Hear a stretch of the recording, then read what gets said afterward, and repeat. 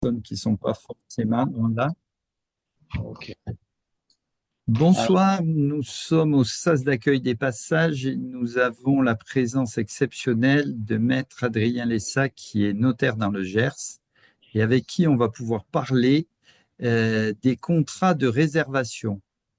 Bonsoir Maître, quels sont les conseils que vous auriez à donner aux collectifs qui souhaitent réserver un bien immobilier? dans le cadre du contrat de réservation, alors ce qu'on appelle plus communément la signature du compromis de vente, c'est l'aboutissement de la négociation dans un premier temps. Donc, on a ce soir également avec nous Karl et Sabine Cossel, qui sont des professionnels de l'immobilier qui interviennent un petit peu avant moi et qui donc vont, dans l'absolu, voilà, recueillir dans un premier temps les souhaits des personnes. Vous avez parlé du fait qu'il fallait trouver le lieu, qu'il fallait déterminer un petit peu ce qu'on veut en faire. Est-ce que c'est un lieu qui est déjà, on va dire, constitué en plusieurs logements? Est-ce qu'il faut les constituer, etc. Donc tout ça, ce sont des informations qu'il faut regrouper, qu'il faut bien résumer pour pouvoir me les transmettre également à l'agence immobilière en l'occurrence, pour pouvoir un peu faire les demandes, on va dire, par rapport aux vendeurs, faire la négociation, monter tout ça. Donc, il faut quand même réfléchir en amont à ce que l'on veut faire et en suivant, il faut me consulter pour pouvoir voir est-ce que c'est faisable, est-ce que au niveau de l'urbanisme c'est faisable, quels sont les délais, etc., etc. Donc, dans un premier temps, on va dire c'est cerner le projet. On a parlé tout à l'heure de la possibilité de faire un peu d'agricole ou de faire que de l'habitat ou les deux, etc. Donc tout ça, c'est des informations que j'aime bien avoir au début, voir cerner un petit peu dans quel sens on va et ça évite surtout par rapport à vos vendeurs de se perdre un peu dans ce que l'on demande au fond. Donc il faut être très clair, il faut essayer d'apporter quelque chose de bien construit à la base qui vous permet plus facilement du coup de négocier le bien. Et puis en suivant, voilà, le contrat lui-même de réservation, c'est un compromis de vente classique, il y a rien de très compliqué, mais à l'intérieur, il faut bien entendu mettre éventuellement les conditions suspensives qui sont nécessaires pour vous pour pouvoir en fait réaliser votre projet dans les conditions optimales et surtout juridiques par rapport notamment à l'urbanisme ou autre. Voilà. Donc au début, c'est un petit peu ça qu'il faut mettre en place pour pouvoir faire ça dans les meilleures conditions, j'ai envie de dire. Voilà. Alors, une question qui est classique, c'est à quel moment on vous contacte? Certains collectifs attendent d'avoir la totalité du financement, de lever la totalité des clauses d'urbanisme, de s'être rassurés sur l'urbanisme, sur différents aspects, pour commencer à se dire, ben, on réserve. Euh, pour vous, quel est le bon moment pour la réservation? Alors, on a un peu tout. Il y a un peu, c'est assez varié, mais en règle générale, on est contacté par un groupe qui est déjà constitué, donc pour lequel on va dire les apports ont été calculés. Donc au niveau du financement, on a déjà un ordre d'idée de ce qui va être apporté par les associés, on va dire, qui sont au début du projet et à peu près une idée du financement qui est nécessaire. Donc ça, c'est un point assez important. Au niveau de l'urbanisme, en général, les groupes se rapprochent des mairies, des communes directement avant de venir me voir pour déjà un petit peu tâter le terrain, voir ce qui est faisable, ce qui n'est pas faisable. Après, ça peut arriver que ce soit moi qui contacte les services de l'urbanisme pour poser des questions, mais en général, voilà, les deux piliers principaux, c'est voir un petit peu au niveau du financement ce qu'on peut faire, jusqu'à où on peut aller, etc. Et après, contacter les élus locaux et on va dire les personnes qui gèrent tout ça. Euh, Ok. Également, une question qui est posée, c'est les groupes disent ben, le vendeur a déjà son notaire ou l'agent immobilier nous a déjà proposer un notaire, est-ce que ça coûte plus cher d'avoir son propre notaire pour les acquéreurs, en plus du notaire du vendeur?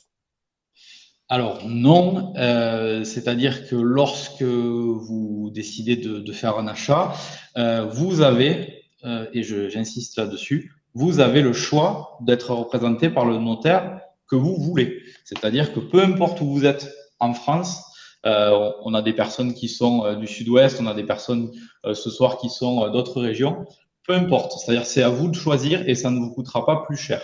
Donc ça c'est important. Euh, voilà, donc vous avez souvent effectivement les agences qui peuvent amener vers le notaire du vendeur en vous disant c'est plus simple, etc.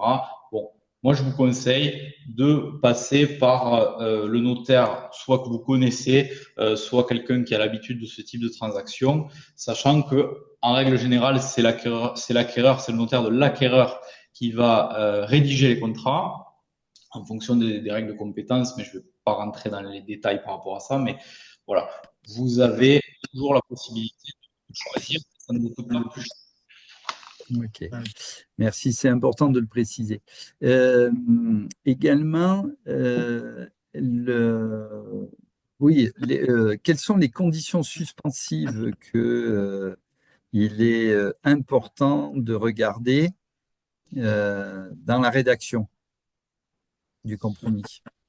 Alors, il y en a de plusieurs types. La principale, ben, ça va être le financement, toujours. Hein, donc, c'est-à-dire que on, on signe un avant-contrat, mais on a besoin de ce financement pour réaliser notre projet au bout. Et donc, on va prévoir un montant maximum que l'on souhaite emprunter, un taux et une durée que l'on va encadrer et qui permet, en cas de refus de financement, de sortir de l'opération sans avoir de pénalité, hein, à payer aux vendeurs, ce qui est logique. Ça, c'est, on va dire, pour résumer, la partie du financement la plus importante. Et après, on peut ajouter, comme je l'ai dit, en fonction du cas d'espèce, des demandes préalables d'autorisation d'urbanisme pour changer la destination, par exemple, d'une partie d'un bâtiment pour faire, je sais pas, un appartement, par exemple, ou autre. Où on peut avoir simplement de l'information d'urbanisme, pas forcément un permis. Ça dépend en fait de ce qui est demandé. Mais principalement, c'est ces deux volets-là. En fait, c'est le financement et la partie urbanisme. Voilà. D'accord. Est-ce que pour signer le compromis, il faut avoir déjà enregistré ses statuts euh, de coopérative ou autre, ou est-ce qu'il y a une autre façon de pouvoir réserver? Alors non, on n'est pas obligé d'avoir la structure définitive immatriculée au RCS. On peut toujours signer avec les membres, on va dire, qui vont s'associer dans cette structure au début, et on met dans l'avant-contrat ce qu'on appelle une faculté de substituer ou de substitution, qui vous permet en fait de signer au jour de l'acte authentique avec votre structure qui a été constituée entre-temps, et on prévoit un délai pour ça. Je crois que par l'association des passages, vous avez également un accompagnement par rapport à ça au niveau de la mise en place des statuts, je crois. Chose que je peux aussi faire. Enfin voilà, c'est quelque chose qui peut se faire entre le compromis et la vente définitive. D'accord, merci.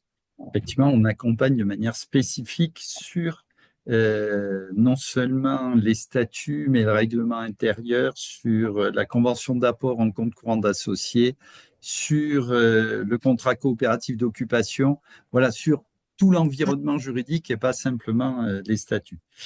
Euh, alors, une question aussi souvent, c'est est-ce qu'il y a une loi qui oblige à verser 10%, par exemple, du montant du prix d'acquisition en réservation du bien, lors de la réservation du bien? Alors non, ça c'est un usage que l'on prévoit. Donc ça, pareil, c'est un point de négociation au début qu'il faut bien encadrer. Alors en général, ce qu'on appelle donc ce que vous expliquez, donc c'est ce qu'on appelle le dépôt de garantie, c'est une avance sur le prix de vente. Et en général, il est au maximum de 5%, pas 10%. On peut aller jusqu'à 5%, c'est important. Et donc c'est un usage, il peut y en avoir un qui peut être moins important en fonction des disponibilités de chacun. Il marque l'engagement de l'acquéreur par rapport à votre vendeur, donc c'est d'usage de le faire, mais ce n'est pas une obligation par contre.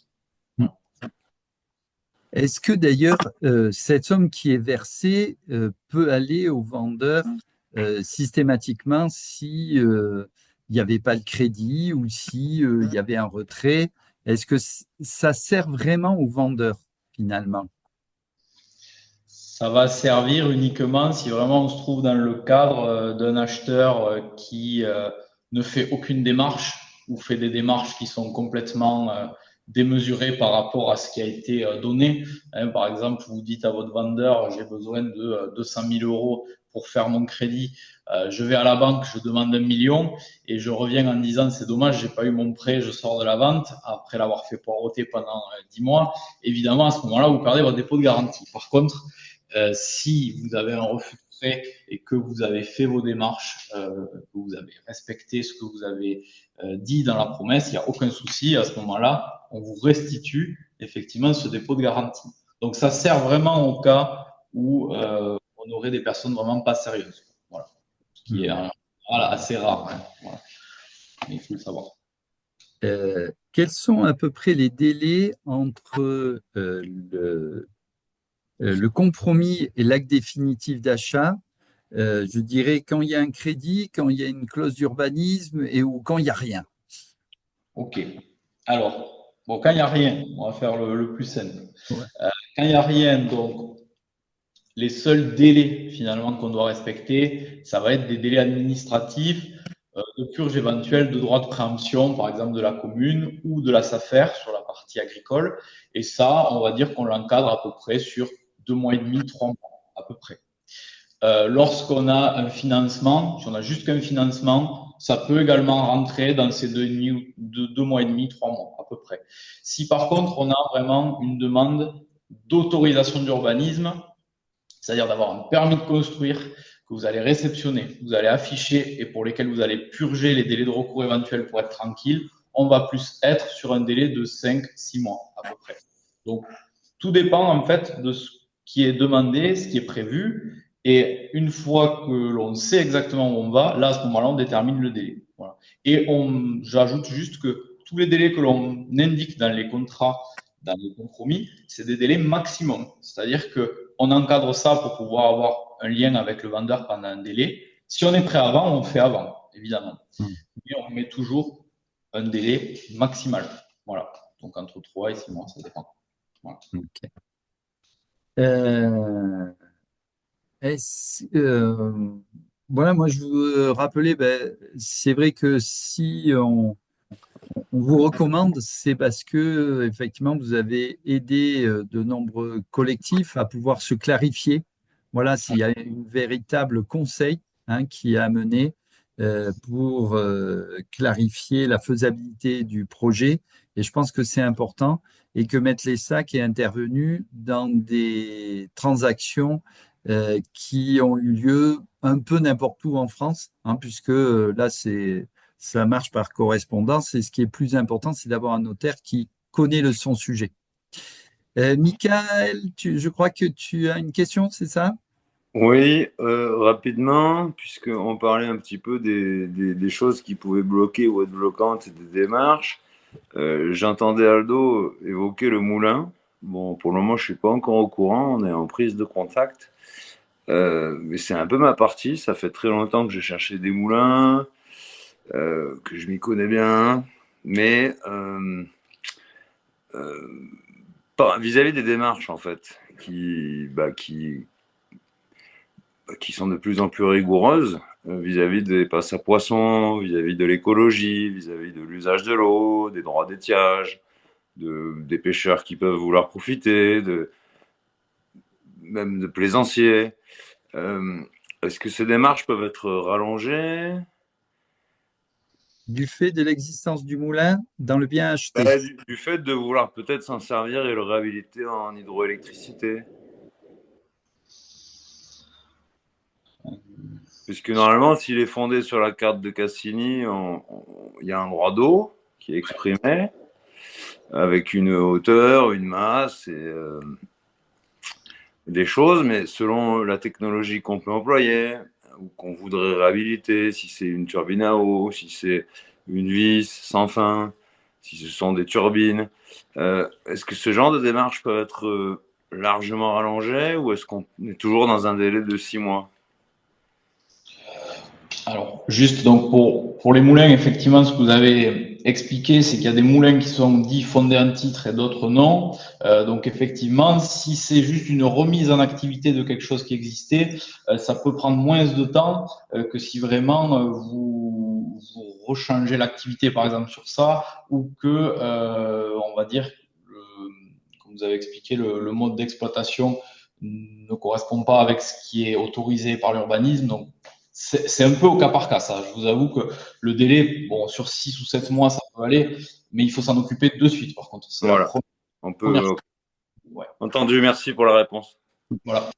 Alors, un sujet aussi qu'on a parlé la dernière fois, c'est quels sont les frais qui pèsent sur le rachat de parts de SCI. Si le bien est en SCI et que le collectif rachète toutes les parts.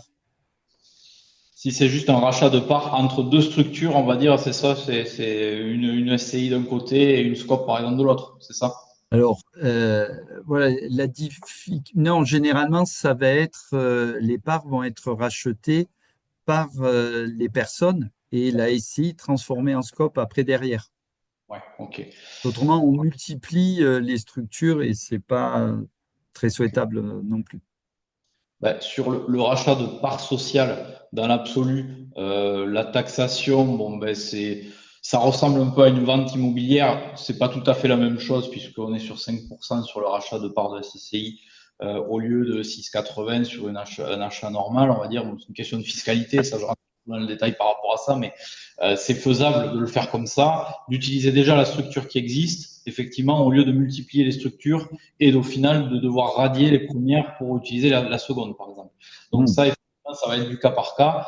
Euh, Récemment, on a quand même plus souvent fait une structure nouvelle qui achetait du foncier que l'inverse, pour être très honnête. Mais tout est possible, évidemment. Et je pense surtout au cas où, par exemple, vous avez aujourd'hui en 2025 une structure qui se forme et qui, dans 30, 40, 50 ans, va être peut-être rachetée différemment. Donc ça, c'est quelque chose qui évolue et c'est vraiment du cas par cas, ça, vraiment. Mais Voilà. c'est vrai que l'écart, alors c'est Aldo justement qui est concerné, je lui laisse poser sa question. Non, je te laisse poser parce que en fait c'est autre chose. C'est par rapport justement à des terrains agricoles qui seraient en GFA. Nous, le bien qu'on projette, il y a une partie en SCI et une partie agricole en GFA. Et du Ok. coup, on se posait la question par rapport à la CFR, comment ça se passait. Est-ce qu'on avait intérêt à racheter l'ensemble ou la SCI et le GFA? Et du coup, c'est des rachats de parts. Et du coup, c'est peut-être plus facile de passer rapidement sans que la SAFER embête. Enfin, ils font leur boulot, hein, mais Pas partout. voilà. Laisse à faire l'éternel problème, enfin l'éternelle question. Ils font leur boulot pas partout. Donc, je réponds rapidement sur la SAFER. C'est quelque chose qu'on peut pas vraiment éviter, d'accord? C'est plutôt bon sur le GFA, que ce soit détenu GFA, SCI, ce que vous voulez, le droit de préemption il va être ouvert. Donc dans tous les cas, passer outre ça, on pourra pas. Et les délais, bon, vous le connaissez certainement, donc c'est 2 mois à partir de la réception de la notification. Ça, c'est pas quelque chose qu'on peut drastiquement raccourcir, surtout sur des biens à vocation agricole, évidemment, puisqu'il y a des affaires qui refusent de raccourcir le délai, vous le savez, pour certains cas. Donc, ça, c'est pas quelque chose qu'on peut vraiment éviter complètement, malheureusement. Oui, il n'y a pas. Est-ce qu'il y a des astuces pour limiter la préemption de la SAFER? Éviter la publicité. Non, après, des astuces vraiment rodées pour éviter la préemption de s'affaire, non. C'est vraiment, tout dépend de la surface, tout dépend surtout des voisins. Parfois, vous pouvez être dans des régions où vous avez une forte pression autour des terres, donc vous pouvez déjà même avoir des terres en surveillance depuis des années avant qu'il y ait quelques projets qui soient et qui sortiront de toute manière à ce moment-là. Donc, c'est quelque chose d'assez compliqué à réduire en termes d'action, quoi. Est-ce que c'est utile d'aller les voir avant? Ça dépend. Moi, j'aurais tendance à dire que non, si vous permettez une objection. C'est que Oui. on parle des affaires, et c'est le mot juste, c'est des affaires. C'est pas un organisme qui gère dans tous les départements de la même façon. C'est vrai. Et j'ai beaucoup trop d'exemples de SAFER qui ferment les yeux à un moment donné et qui ne font pas préemption parce que ben, le copain ou la copine d'un tel, en fait, veut faire que ces terres passent constructibles. Et pour peu qu'elles connaissent le maire et que le plan d'urbanisme local évolue, mais les terres, elles sont plus à vocation agricole, alors qu'elles auraient dû l'être. Et elles passent en terrain constructible. Et des maisons se montent dessus, ou des résidences encore plus folles. Les SAFER, ce sont bien des SAFER. Et je ne suis pas sûr qu'elles sachent bien tout y faire. Je reviens sur le fait qu'à mon avis, il ne faut pas trop de publicité là-dessus. Bien sûr qu'elle a un droit de préemption, mais c'est à elle de gérer son boulot. Si elle veut en préempter, c'est à elle de faire une veille avec nos impôts, hein, parce qu'il y a des gens qui sont censés veiller avec nos impôts sur ça. Mais moi, je pense qu'il faut les laisser faire, laisser faire. Il ne faut pas trop leur en parler. Parce que pour peu que ça les intéresse, oui, effectivement, elles pourraient préempter. Mais j'ai un cas à côté en plus où elles préemptent, mais ce sont pour faire des logements sociaux où personne, aucun agriculteur ne sera même coopératif. Il n'y a plus d'habitat coopératif là-dedans. Ils mettent des sociétés de HLM qui vont gérer des HLM pour agriculteurs, en pensant qu'on va aller nourrir la planète en étant même pas dans un projet au-delà, mais enfin, on met table à la rue tout le temps. Pourtant, ce Merci. sont des terres agricoles. Merci, Mickaël, de ton Ouais, témoignage. Et je reviens sur la SCI. Donc, tout à l'heure, on a dit voilà la différence entre racheter la SCI et racheter le bien euh, directement dans la structure. On passe de 5% à 6,80, donc il y a 1,8%. Par contre, effectivement, il y a tout le risque du passif qui peut, quand on achète une SCI, alors que quand on achète un bien, on l'achète vraiment vierge, historique, je dirais, par rapport à la structure qui le possédait. Donc, c'est un choix à faire, mais voilà, il faut savoir qu'il y a ce risque un petit peu euh, qui peut surgir. Voilà, même s'il y a des garanties de passif, c'est pas toujours évident à les mettre en œuvre. C'est pour ça que mon conseil était souvent de plutôt acheter le bien indépendamment de la SI, sauf si vraiment il y a des bilans clairs, que ça a été suivi par un expert comptable, quoi, voilà. Mais si c'est, comme souvent malheureusement dans la SCI, une petite comptabilité familiale, voilà, on n'est pas du tout garanti de ce qui peut surgir. Aldo? Oui, en dehors des délais, on se demandait, enfin je me demandais, quelles étaient la différence au niveau des délais. Si on rachète des parts de SCI, ça peut être très rapide, comparé à racheter un bien en entier, où là pour le coup, vous mettre les sacs, vous avez exprimé que c'est l'idée que c'était plutôt 2 mois et demi. En SCI, ça peut être beaucoup plus rapide.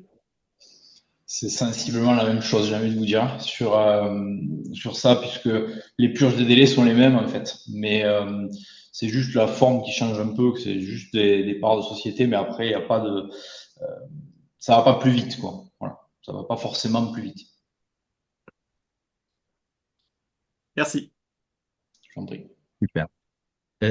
Dans les clauses aussi que je recommande pour les coopératives, c'est de mettre une autorisation de domiciliation de la société à créer sur le lieu, pour pas avoir à le modifier. Hein, parce que comme ça fait partie des éléments publiés, il faudrait refaire une publication, refaire l'enregistrement. Donc, voilà, ça serait de pouvoir insérer dès le départ une clause permettant la domiciliation avec une copie de la taxe foncière, voilà, qui est réclamée généralement.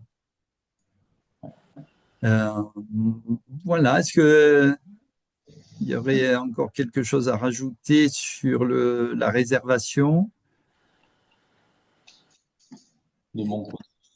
et sur l'acte définitif, donc quelques mois après, on a dit. Ouais. Est-ce que là, ben, il faut avoir enregistré les statuts de coopérative? Effectivement, à ce moment-là, on a vraiment le cabis définitif qui nous revient et on fait un petit PV d'assemblée générale qui est en général le premier ou le deuxième, dans lequel voilà, on donne les pouvoirs pour soit un représentant, soit tout le monde vient en fonction de la taille de la société, on va dire, pour signer. Et puis voilà, mais effectivement, pour l'acte définitif, on a un cabis immatriculé. Voilà, on a l'immatriculation qui est faite. Est-ce qu'il y a d'autres éléments? Il faut avoir évidemment obtenu son prêt si on fait un prêt. Les autorisations d'urbanisme éventuelles, tout ça, voilà. Ouais. C'est des éléments qui figureront dans les annexes de l'acte de vente.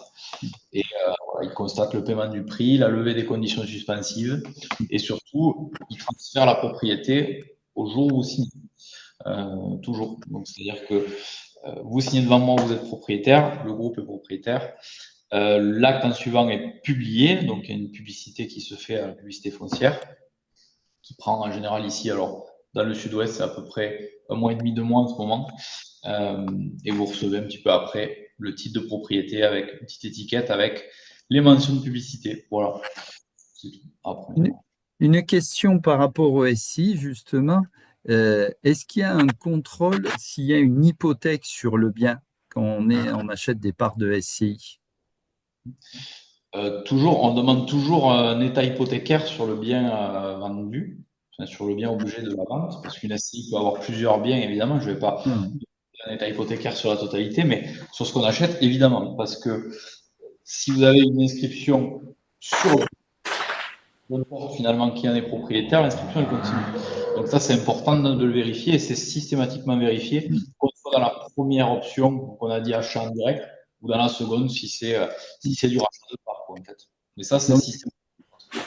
Quand l'acte est fait par un avocat, c'est lui qui demande un relevé hypothécaire. Il peut, voilà, après, j'ai jamais vu d'acte d'avocat là-dessus avec leurs annexes et tout ça, donc je ne peux pas trop vous dire comment ils font ça, mais effectivement, il peut le faire et il doit le faire. Il vaut mieux qu'il le fasse. D'accord. Okay. Et on n'a pas parlé sur l'acte de réservation, donc si ce n'est pas la coopérative qui réserve, qui c'est qui réserve alors? Un ou plusieurs des associés qui vont être structurés, on va dire, dans cette coopérative. Ça peut être 1, 2 personnes, ça dépend. Tout dépend. Voilà. Quel est l'avantage d'être 2 ou 3 par rapport à seul et l'avantage de ne pas être 10 par rapport à 2 ou 3? Ben, pour réserver, il n'y a pas vraiment d'incidence, c'est-à-dire sur la signature en elle-même, il n'y a pas d'incidence, mais c'est que si vous arrivez déjà un peu plus et que le projet est, voilà, on va dire, ficelé déjà entre plusieurs personnes qui vont s'associer, c'est déjà un peu plus rassurant. Après, si vous arrivez tout seul et que vous achetez, vous faites ça à 2 ou 3, moi, je ne vois pas de problème par rapport à ça. Ça ne change absolument rien. Okay. Certains conseillent de dire ben, ça pourrait être l'association des fois dans lesquelles les gens créent une association au départ pour rechercher. Est-ce que c'est mieux de réserver avec l'association ou est-ce qu'il y a je dirais, de meilleures conditions si on réserve à titre personnel. Les conditions sont les mêmes vraiment dans les deux cas. Oui, c'est juste plutôt une question de présentation par rapport au vendeur pour pouvoir présenter le projet de manière assez structurée. Après, je vous ai dit, la signature, ça peut être une personne, deux personnes, l'association aussi, peu importe. Et après, ce qui compte, c'est vraiment au bout, quand on signe l'acte de vente, de savoir qui signe l'acte de vente. Donc, la scope, par exemple, qui est constituée à ce moment-là. Mais il faut que, au début, voilà, si vous êtes 1, 2, 3, 10, peu importe, finalement. Mais il faut le présenter quand même pour dire, on est aujourd'hui comme ça, on va être en scope, par exemple, pour essayer pour l'acte final. Aldo? Dans le cas d'un bien qui serait alimenté par une source d'eau, y a-t-il une condition suspensive qu'on pourrait mettre là-dessus, justement, ou vérifier l'état des canalisations, l'état de la source, l'état des réservoirs, l'état de peut-être une étude d'hydrogéologue pour savoir la viabilité de cette source. Est-ce qu'il y a quelque chose qui peut être fait en ce sens? Ok. Alors ça c'est possible, tout est possible au niveau notamment de tout ce qui est devis, études, géotechniques, voilà, c'est possible, mais il faut en parler dans le cadre de la négociation à la base, quoi, avant qu'on fasse tout ça, mais c'est possible. Euh, il faut, euh, il faut le demander et il faut se rapprocher. Alors ça, voilà, ça va être des services des eaux, les personnes qui gèrent un petit peu ce genre de choses pour pouvoir avoir, encore une fois, à peu près un délai d'intervention pour qu'ils puissent vous donner un dossier complet, si après dire on y va ou on n'y va pas par rapport à ça. D'accord? Donc ça, c'est important de le voir aussi en amont, si c'est important pour le projet en général. Ça me fait penser qu'en matière de conditions suspensives d'urbanisme, il peut y avoir, euh, quand on achète une ferme, même si elle est très grande, il se peut que son affectation soit pour un seul logement ou qu'il n'y ait qu'une toute petite partie qui soit habitable et le reste soit agricole, à usage d'agricole. Donc, quand on achète en habitat participatif et qu'on envisage de transformer une grange en habitation, qu'une grande ferme soit découpée en plusieurs appartements, il faut mieux s'assurer que ce soit possible. Parce qu'il se peut que vous n'ayez la possibilité de faire qu'un seul appartement. Donc là, ce qui est préférable, c'est plus qu'un certificat d'urbanisme classique, au moins un certificat d'urbanisme dit projet, voire un permis de construire, parce que c'est une condition essentielle pour vous de pouvoir réaliser plusieurs logements. Si vous achetez et qu'après, il n'y a qu'un seul logement possible, vous n'auriez pas acheté. Donc, mieux vaut mettre carrément le permis. Ça évite toute mauvaise surprise.